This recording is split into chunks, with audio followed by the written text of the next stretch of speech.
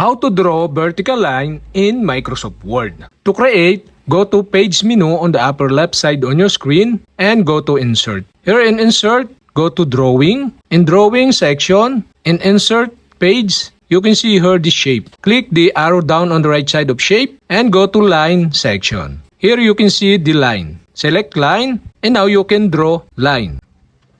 After you create a line, you can change the color by going to Shape Outline on the top menu.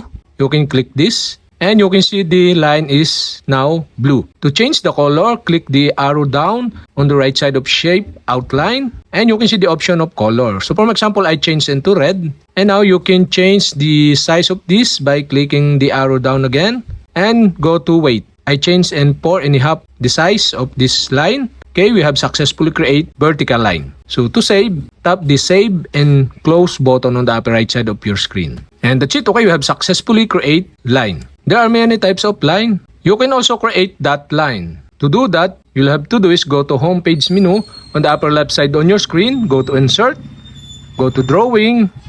Here in Drawing section, go to Insert Page and go to again to Shape. Here in Shape, select the line and now draw again the vertical line. So okay, go to Shape Outline again. On the right side of this, you can see the arrow down. Click this and change the color. To change shape, click the down button again on the Shape Outline and go to weight. Select the 4.5, the size, and another. To create that vertical line, go to dashes and select round dot. And that's it. Okay, we have successfully created that line. To save, click save and close button on the upper right side on your screen. And now we have a two line, the straight line and the dot line. So another one is the dashes line. To create, go to again to Page menu on the upper left side on your screen. Go to Insert, go to Drawing, and Drawing section, go to Insert Page, and go to Shape. Okay, go to arrow down button on the right side of this shape and select line. And now you can create line again. Okay, to change the color of this, click the arrow down button on the right side of the Shape Outline. Select the red. For example,